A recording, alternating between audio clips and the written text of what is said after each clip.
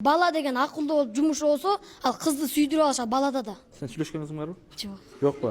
Жакшы көрүп жүргөнчү мындай байкап барбы? Бар. Бар, Кайсыл класста? Бирок эми азыр биздин сүйүү деген бул жөн эле сүйүү деле эмес. Бул азыр жөн эле жаштык оюн бул жөн эле. А кийин чоңойгондо ошол бала окуй алабы, үй бүлөсүн бага алабы? Кыз башында сүйөт, экөө үйлөнгөндөн кийин үй бүлөсүн бага албаса, анда кайра сүйүүсү болбой атат да, аны сүйбөй калат үжечи.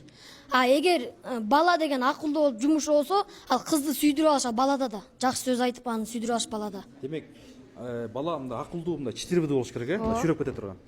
Жана бай балдар бар, алар деле өзү бай, ата энеси байыткан, өзү деле бай балдар бар, алар кыздар алат, бирок кайра башка кызды өзүнүн аялын таштап башка кызга кетип калган себеби ал да бала күнөөлүү. Анткени ал өзү байлыгын, байыды дагы өзүнүн байлыгын колуна ала албай, кайра аялын таштап кетип калды да.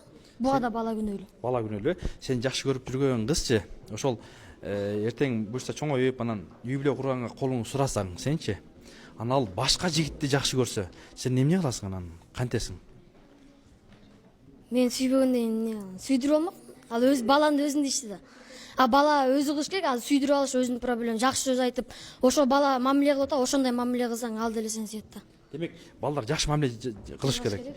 Да кандай жүрүш керек? Ал деген өзү чоңойгондо жана жумуш жок, иштей албай, ал баары кичинекей кезинен башталат, мугалимдердин сөзүн укпагандыктан башталат.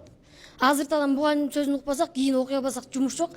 Анда жумуш жок болсо иштей албайсың, анда аялыңан ажырашып кете бересиң.